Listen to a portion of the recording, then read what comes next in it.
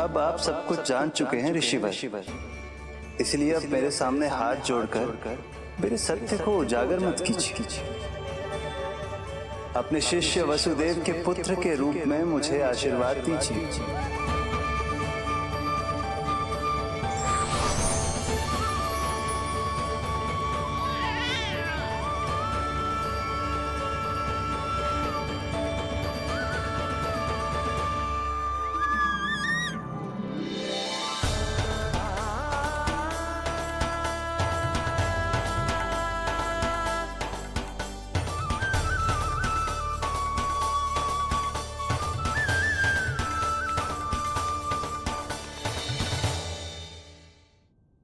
ऋषिवर, आप मौन क्यों हैं? और आपकी आंखों में आंसू, सब कुछ ठीक है ना? अब तो आप हमारे लल्ला का नामकरण करोगे ना? इन दोनों का नामकरण करना मेरा सौभाग्य होगा पुत्री।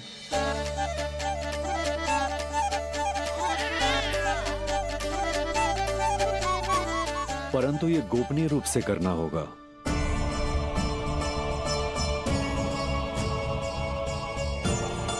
अवश्य ही स्वामी का आग्रह होगा, ताकि कंस की बुरी दृष्टि हमारे पुत्र पर ना पड़े। ये तो बहुत महान ऋषि हैं, इन्हें कंस के अत्याचारों के बारे में अवश्य पता होगा। अपनी संतान का नामकरण संस्कार करना एक मां के लिए उत्सव से कम नहीं होता है, पर यह छुपकर करना होगा। आप दोनों को स्वीकार तो है ना? जैसी आपकी आज्ञा गुरुदेव। स्वीकार है गुरुदेव। तो फिर कहाँ करना है हमें नामकरण का प्रबंध? गुरुदेव, मंदिर सही रहेगा? उससे पवित्र स्थान तो हो ही नहीं सकता है। ऋषिवर, आप तनिक विश्राम कीजिए, हम लोग प्रबंध करते हैं। मैं कुछ समय इन बालकों के साथ व्यतीत करना चाहूंगा। ये तो इनका सौभाग्य होगा। हमें आज्ञा दीजिए।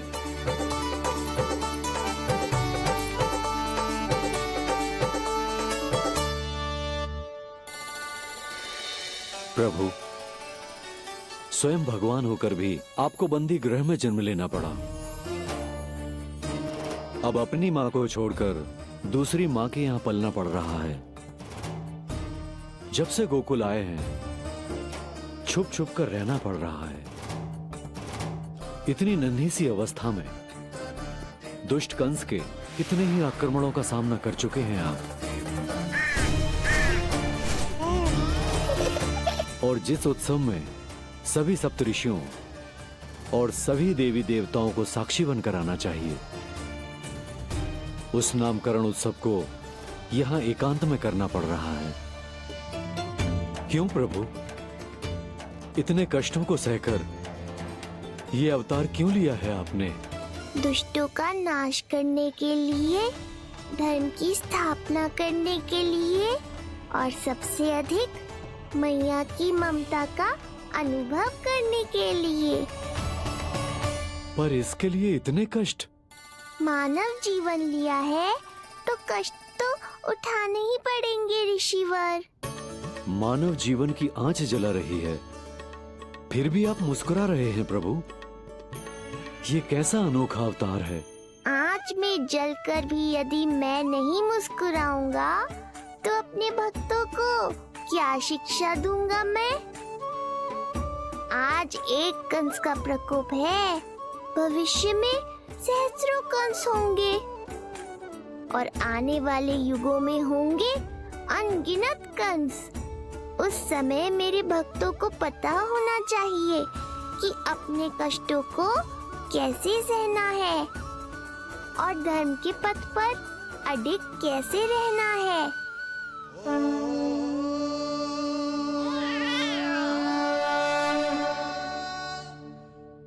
आप धन्य हैं प्रभु।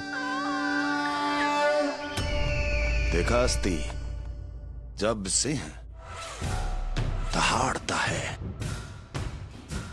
तो वन के सभी जीव जंतु इकट्ठे हो ही जाते हैं। वो सब जो मेरा विश्वास पात्र होने का अधिकार और ये सिंहासन पाना चाहते हैं, सामने आए। बुद्धि के बिना बल अपंग होता है महाराज, और मेरे पास बुद्धि और बल दोनों हैं। आप केवल आदेश दीजिए किसका संहार करना है।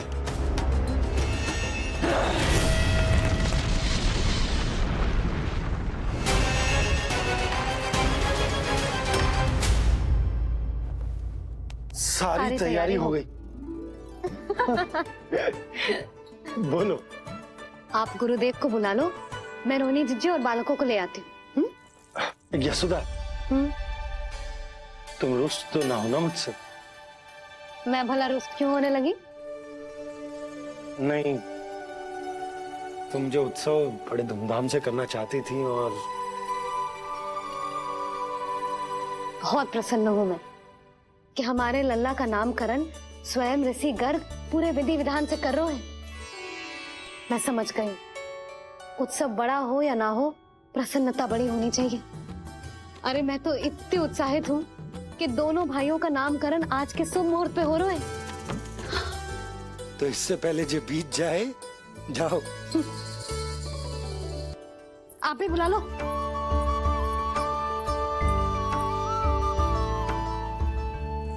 यहाँ सब के सब एक से बढ़कर एक है, तो फिर अपने कार्य के लिए किसका चुनाव सबसे पहले करूं? मेरा सामर्थ्य तो आपने अभी तक देखा ही नहीं महाराज। चुटकी बजाकर शत्रुओं का विनाश कर सकता हूं मैं।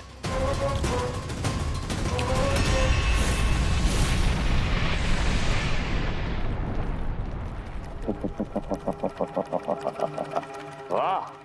किंतु आपने तो बताया ही नहीं कि करना क्या है। वध करना है, एक नवजात बालक का वध। उसे साधारण बालक मत समझना। गोकुल में नंद के घर पल रहा वो बालक विष्णु का अवतार है।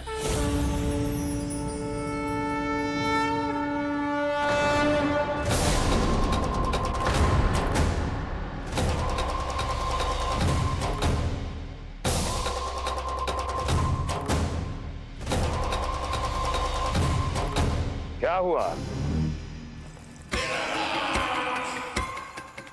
इतना सन्नाटा क्यों छा गया? क्षमा कीजिए महाराज, पर मैं नन्हे बालकों के साथ हिंसा नहीं करता। विष्णु अवतार बड़ा छलिया है महाराज, मैं उसका मुख भी नहीं देखना चाहता।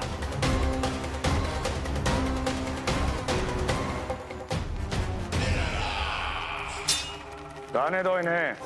वैसे भी इस सिंहासन के लिए मुझे कायरों की कोई आवश्यकता नहीं। जाने दो।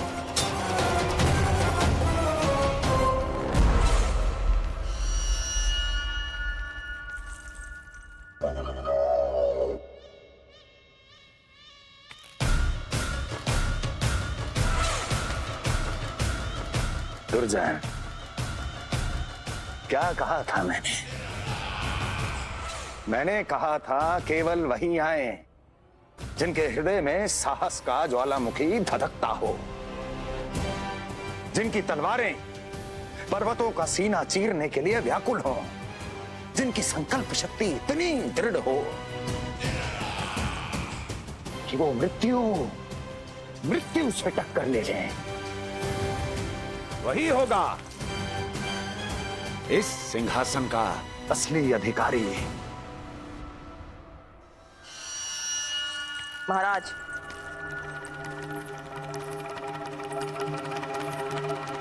ना तो आपके दिए इस सम्मान का कोई मूल्य रह गया है और ना ही आपके भय का। अभी अभी आपने ही कहा था ना कि जब वन में कोई सिंह दहाड़ता है तो उस वन के सभी जीव जंतु एक जगह एकत्रित हो जाते हैं, परंतु उसी वन में जब कोई बब्बर सिंह दहाड़ता है तो वही जीव जंतु भय के मारे इधर उधर भागने लगते हैं। निश्चित ही वो बालक इन सब के लिए बब्बर सिंह बन चुका है। उसका भय हमारे साम्राज्य की नींव हिला रहा है महाराज।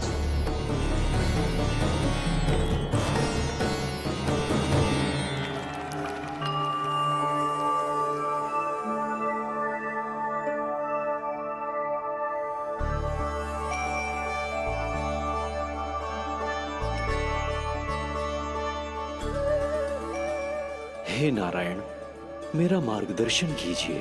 हे मां सरस्वती, मुझे आशीर्वाद दीजिए ताकि मैं दोनों बालकों के लिए सर्वोत्तम नामों का चुनाव कर पाऊं।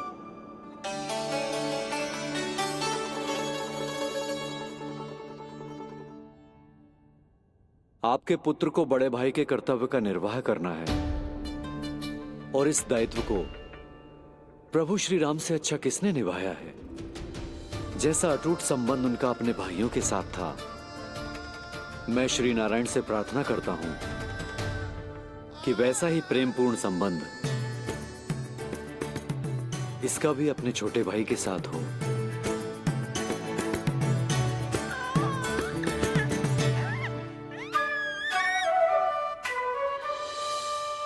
इसीलिए इसका नाम राम हो, इसीलिए इसका नाम राम, इसीलिए इसका नाम राम।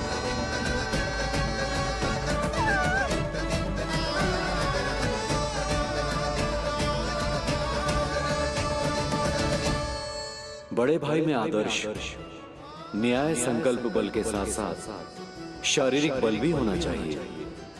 मैं देख पा रहा हूं ये बालक इन सब बलों के लिए जाना जाएगा। इसलिए जो नाम इसके व्यक्तित्व के लिए सबसे उचित है वो है बलराम। बलराम, बलराम।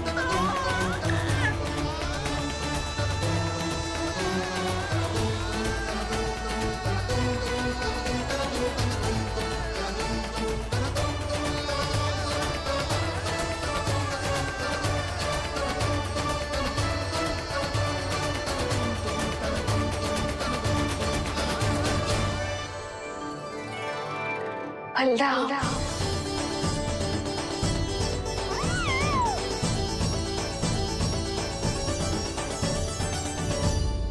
तो फिर उसका नाम बल राम रखना। कैसा अद्भुत संयोग है रिसीवर। जब इसके जन्म की सूचना देने मैं वसुदेव भैया के पास मथुरा गया था, तब उन्होंने भी यही नाम रखा था, बलराम। ये संयोग नहीं, नारायण की इच्छा है नंदराज। बलराम से अधिक उपयुक्त नाम इस बलराम के लिए कुछ और हो ही नहीं सकता है। पर मैं तो दाऊ कहकर ही बुलाऊंगा इन्हें, बलदाऊ।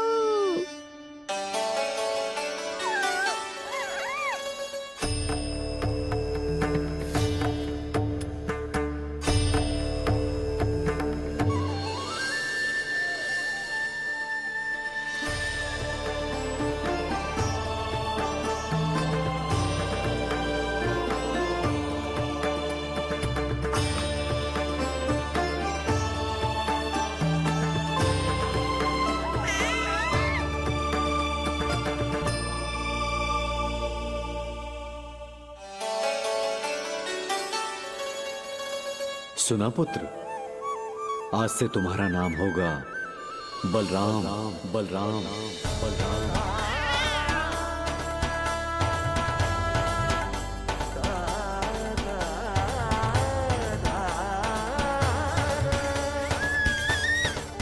गुरुदेव, कितना अद्भुत नाम दियो है आपने इसे। अब मेरे लल्ला को भी ऐसा ही कोई उत्तम सा नाम दे दो।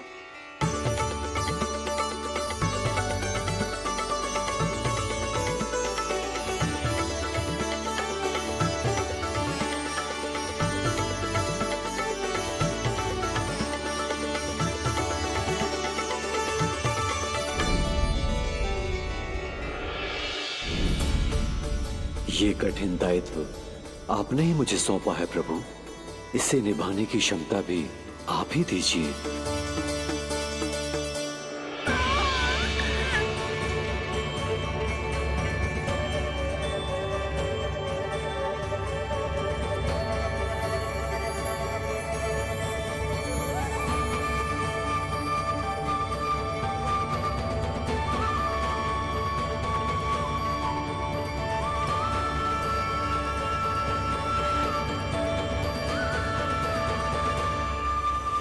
कृष्ण कृष्ण कृष्ण कृष्ण कृष्ण कृष्ण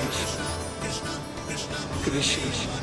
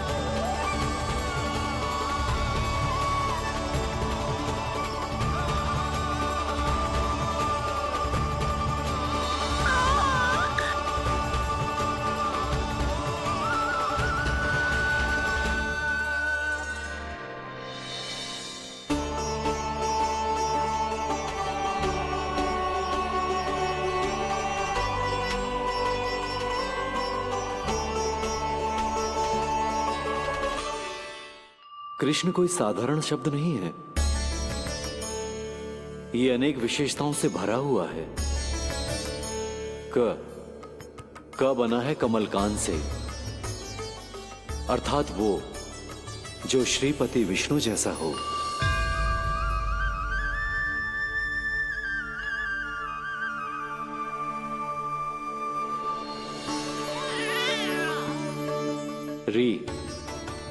री की उत्पत्ति हुई है श्री राम से, अर्थात वो जो सबके हृदय में बस जाए। श ऐश्वर्य के स्वामी विष्णु के लिए, अर्थात वो जो समृद्धि लेकर आए।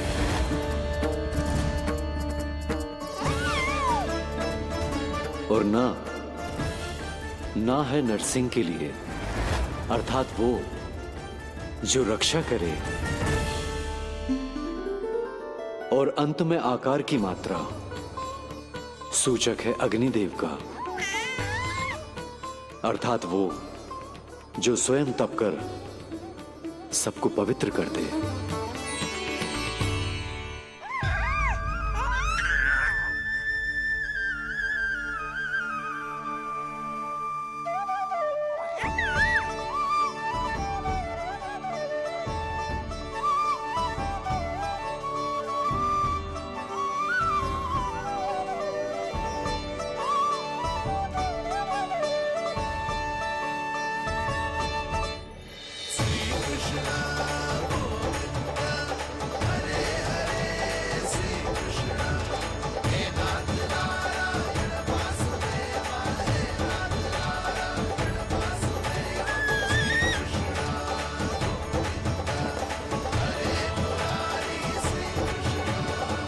आज से तुम्हें सारा संसार जिस नाम से पहचानेगा वो नाम है कृष्ण। वो नाम है कृष्ण। वो नाम है कृष्ण। वो नाम है कृष्ण। कृष्ण कृष्ण कृष्ण कृष्ण कृष्ण कृष्ण कृष्ण कृष्ण कृष्ण कृष्ण कृष्ण कृष्ण कृष्ण।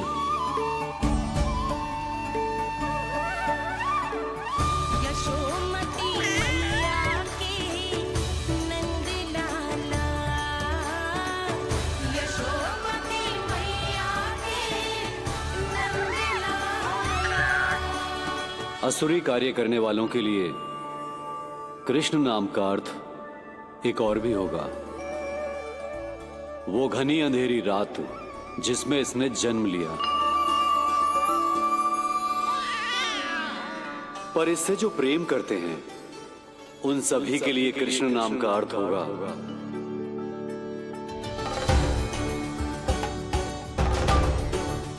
अतुलनीय सुंदरता और अथाह प्रेम।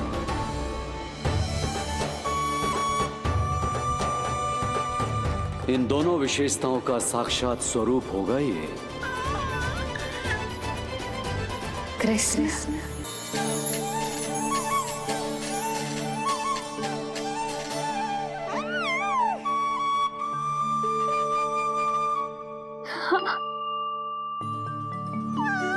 और जो मानवता के शत्रु हैं उनके जीवन में ये नाम अशांति, असुरक्षा, भय उत्पन्न करेगा।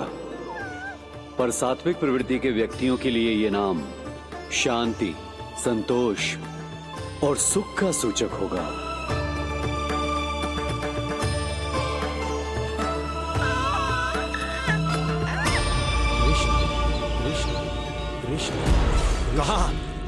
कहां से आ रही है ये ध्वनियां? कहां से आ रही है ये ध्वनियां?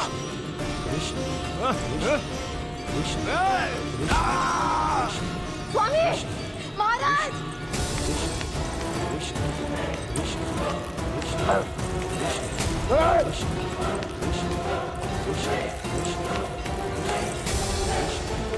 कैसी ध्वनि महाराज?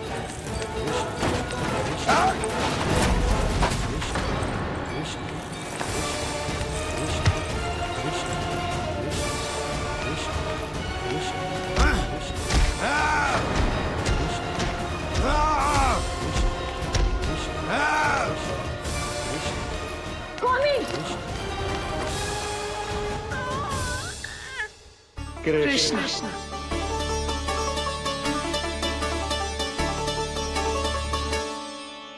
कृष्ण, जे नाम अनंत काल तक स्मरण किया जाता रहेगा, जे ही तेरी मैया का आशीर्वाद। संसार मुझे कृष्ण बुलाए या नीलमणि कहकर पुकारे, मैं रहूंगा तो बस यशोमती मैया का नंद लाला। यशोमती मैया के नंद लाला, यशोमती मैया के नंद लाला।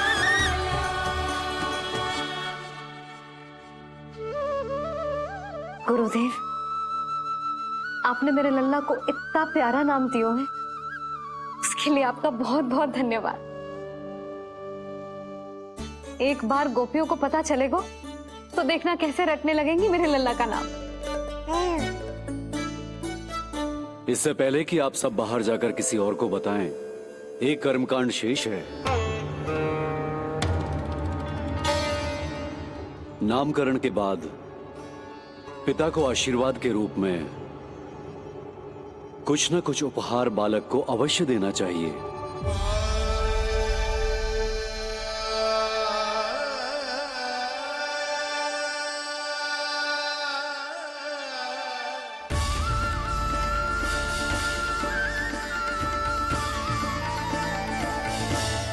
मैं क्या दूं?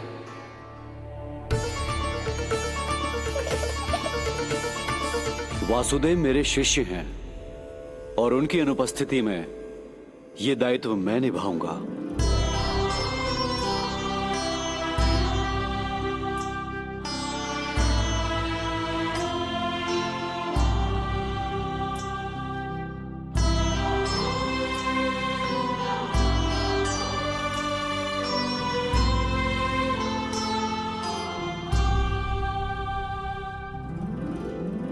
इसे अपने पिता की ओर से स्वीकार करो पुत्र।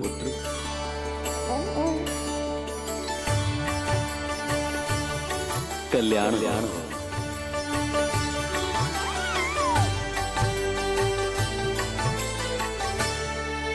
क्या दूं मैं इसे?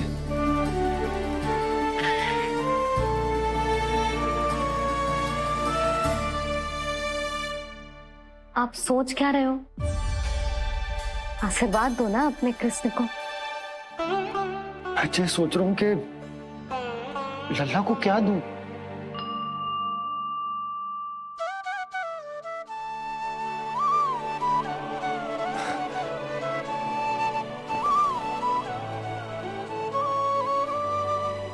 लल्ला,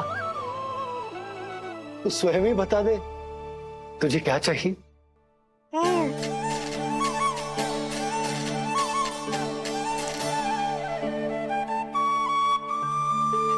देखो जी, लल्ला ने ही आपकी उलझन समाप्त कर दी।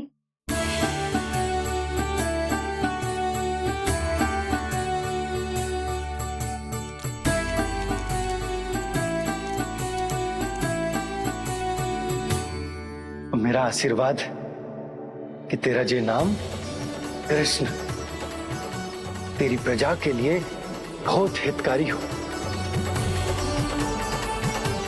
गुरुवर,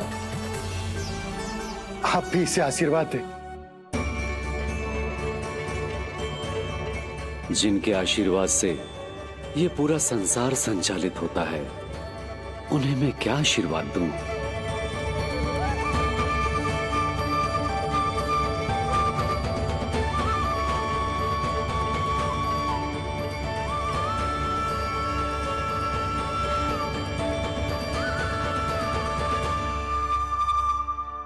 आपने तो मुझे मेरा नाम दिया है ऋषिवर। ये तो मेरा सौभाग्य था प्रभु कि आपने इस कार्य के लिए मुझे चुना। पर आपका कार्य अभी समाप्त नहीं हुआ ऋषिवर। एक विनती और है मेरी। आज्ञा दीजिए प्रभु, क्या करना होगा मुझे? बाबा को मेरी वास्तविक पहचान बतानी होगी आपको, और इन्हें इस बात के लिए मनाना होगा कि ये मैया को कभी भी मेरा सत्य पता ना चलने दे। पर प्रभु, मैं ये कैसे कर पाऊंगा? आप ही कर पाएंगे ऋषिवर, क्योंकि अब आप इस कृष्ण अवतार के मुख्य उद्देश्य को जानते हैं। बंद करो, बंद करो ये दुनिया। कौन सी दुनिया? ये दुनिया बंद करो, बंद करो। क्या सुनाई दे रहा है आप? ये शब्द तुम्हें कानों में गूंज रहा है। बहुत समझिए। रुक जाइए। मुझे मारा।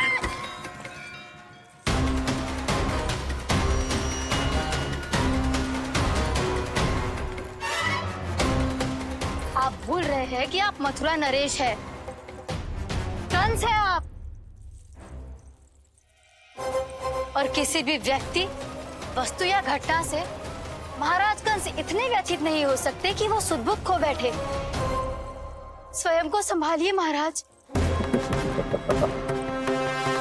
बंद हो गई, बंद हो गई, बंद हो गया वो स्वर, बंद हो गई वो ध्वनि। रति, यूं मत सोचना कि मैं तुम्हें सुन नहीं रहा था। तुम सत्य कह रही हो। मैं कंस हूं। किसी भी व्यक्ति, वस्तु या घटना से व्यथित नहीं हो सकता।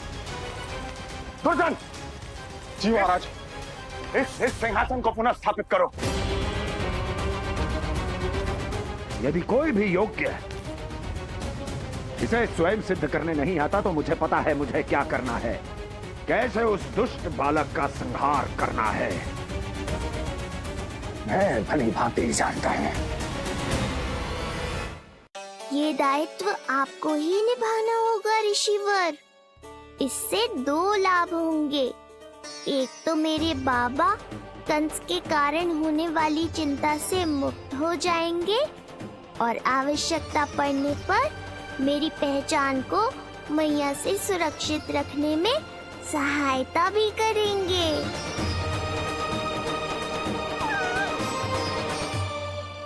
नंदराज, अब बलराम और कृष्ण दोनों को भूख लग गई होगी।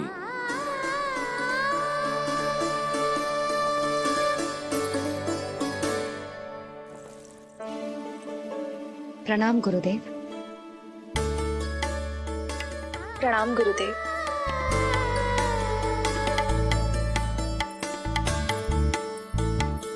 गुरुदेव, अब आप भी विश्राम कर लीजिए। नहीं नंदराज, मुझे शीघ्र ही मथुरा पहुंचना है। राजा वासुदेव और रानी देवकी मेरी प्रतीक्षा कर रहे होंगे। पर इससे पहले कि मैं जाऊं, मुझे आपको कुछ बताना है।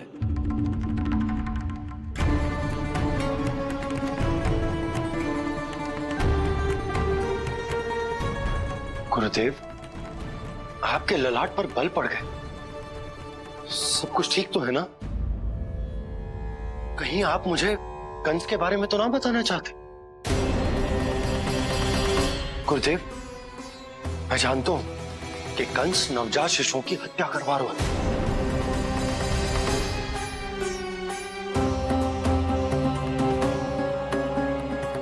कंस नहीं, कृष्ण के बारे में कुछ कहना है मुझे।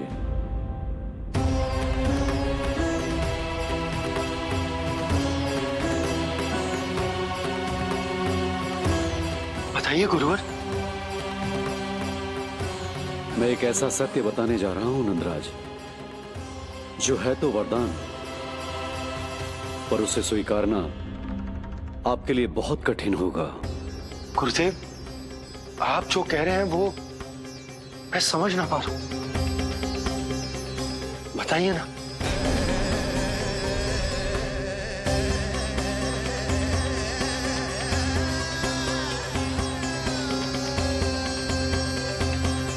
बताइए ना गुरुवर।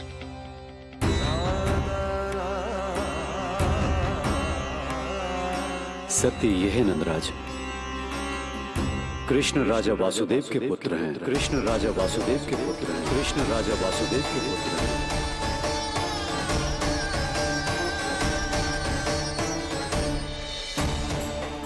और वो कोई साधारण बालक नहीं है, स्वयं श्री हरि विष्णु के अवतार हैं। और वो कोई साधारण बालक नहीं है, स्वयं श्री हरि विष्णु के अवतार हैं।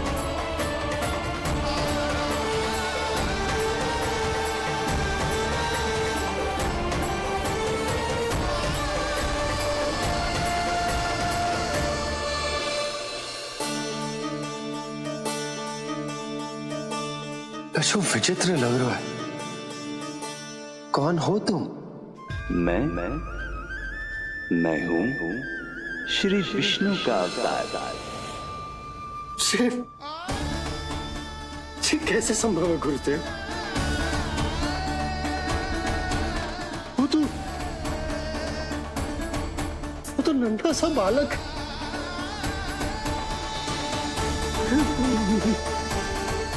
वो श्री नारायण का अवतार कैसे हो सकता है? और गुरुदेव, आप ये सोच भी कैसे सकते हैं कि वो मेरा लल्ला वसुदेव भैया का पुत्र है? यही सत्य है नंदराज, पिछले जन्म में मिले वरदान का फल है ये।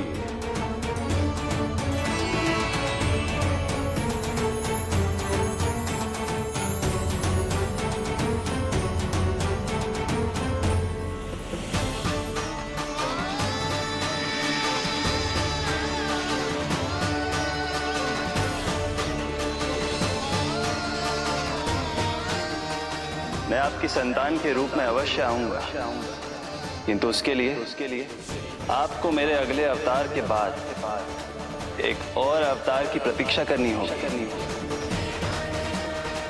क्योंकि अगले जन्म के लिए मैं पहले ही ये वरदान माता देवकी को दे चुका हूं। इस समय मैं विवश हूं, किंतु मैं आपको वचन देता हूं, आपकी संतान बनकर अवश्य आऊंगा, अवश्य आऊंगा। प्रभु, श्रीहरि को अपने सामने देखकर मेरी व्याकुलता का बांध टूट गया है। 2 जन्म बहुत बड़ा समय होता है स्वामी। अपने पुत्र के रूप में हरि को गोद में खिलाने के लिए अब मैं और 2 जन्मों तक प्रतीक्षा नहीं कर सकती। धरा!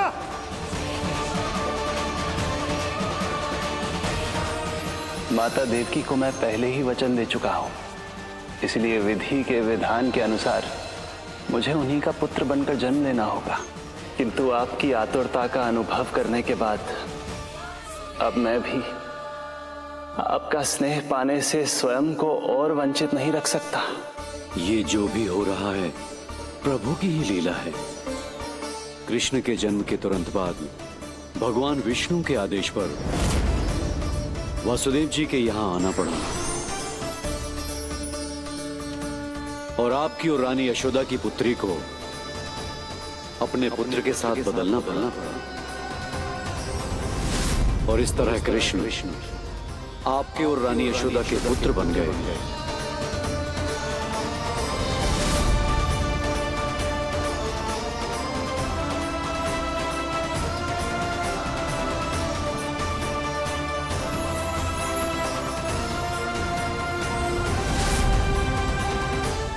आपने सही कही थी गुरुदेव, जिस सुनने में तो वरदान ही लगता, पर इसे स्वीकार करना होता ही कठिन। जब यशोदा को इस बात का पता चलेगा तो उसे कैसा लगेगा? अपने नाम का अर्थ अच्छे से सुनो है ना तूने? उसका हर एक अक्षर भगवान श्री नारायण से संबंधित है, जैसे उन्हीं का स्वरूप है तू। बस मैया, ये सत्य आपसे छुपा रहे, इसी कारण बाबा के लिए ये जानना आवश्यक है। फिर चाहे इसे स्वीकार करना उनके लिए कितना भी कष्टदायक क्यों ना हो। नहीं नंद, ये सत्य उन्हें आप नहीं बताएंगे। स्वयं प्रभु ने मुझसे कहा है, किसी और प्राणी को इसके बारे में भनक तक नहीं लगनी चाहिए, और रानी यशोदा को तो बिल्कुल नहीं। गुरुवर, कंस के आक्रमणों की जानकारी यशोदा से पहले ही छुपा कर रखना कठिन था। अब इतना बड़ा सत्य मैं यशोदा से कैसे छुपाऊंगा? आपको छुपाना ही होगा नंदराज, यही प्रभु की इच्छा है।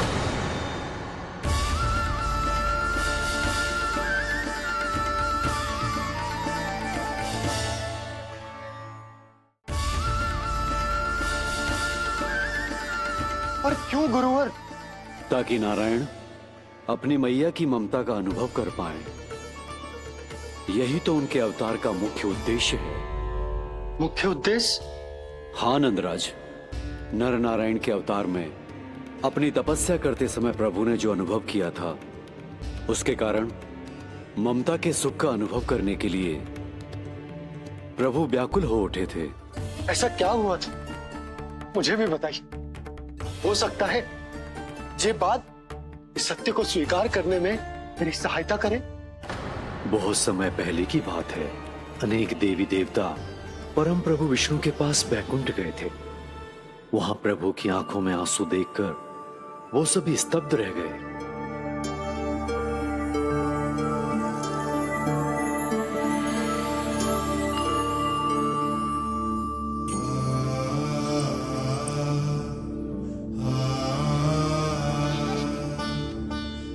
प्रभु, आपकी आंखों में आंसू?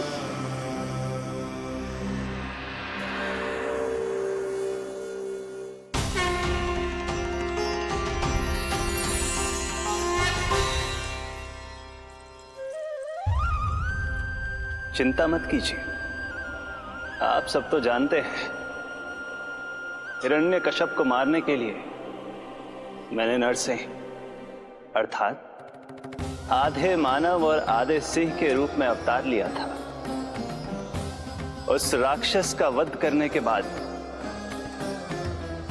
नर और सिंह दोनों भागों ने अलग अलग होकर नर और नारायण के रूप में पुनः जन्म लिया। वर्तमान में वो दोनों बद्रिकाश्रम में तपस्या कर रहे हैं।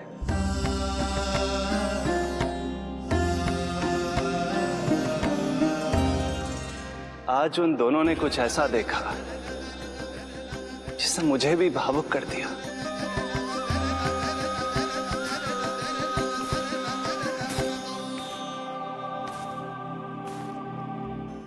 सखा, ये युवक कौन है? निकट के एक गांव के धनी व्यापारी का पुत्र है ये। प्रत्येक संध्या वन के उस पार ये अपनी प्रेयसी से मिलने जाता है और फिर रात्रि भर उस नर्तकी के साथ सहवास करने के बाद सुबह अपने निवास को लौट आता है। यदि यही इसका नित्य क्रम है तो फिर आज ये इतने तनाव में क्यों है?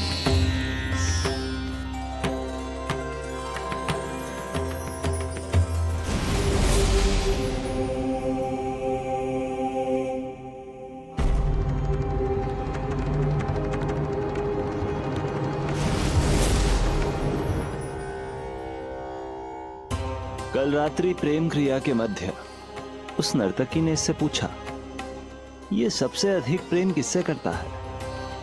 जब इसने कहा तुमसे, तो वो बोली, तुम्हें अपने प्रेम को सिद्ध करना होगा। अपनी मां के हृदय को उसके तन से अलग कर मुझे सौंपना होगा। मां का हृदय?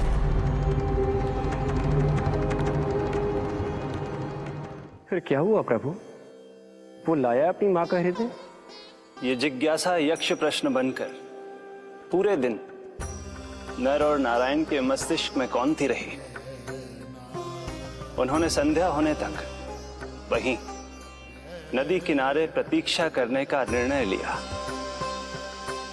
ताकि वो ये जान सके कि क्या वो युवक अपनी क्रूर प्रेयसी को छोड़ेगा या वासना में अंधा होकर अपनी ही माता की हत्या करने का जघन्य अपराध करेगा। अब उसके वन पार करने का समय बीत चुका है। युवक ने विवेक का परिचय दिया है सखा। हे प्रभु, आपका कोटि कोटि धन्यवाद।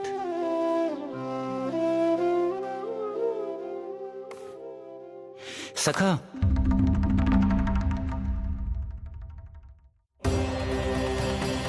सखा मुझे बताओ, जो अकल्पनीय था कहीं वो घट तो नहीं गया?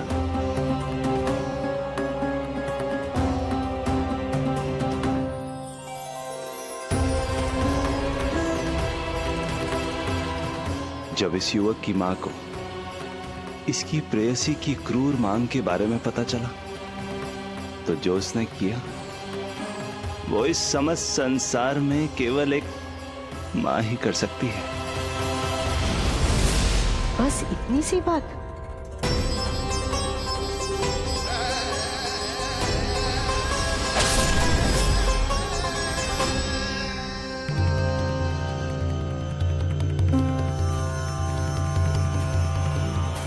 संभाल के मेरे बेटे, कहीं चोट ना लग जाए तुझे।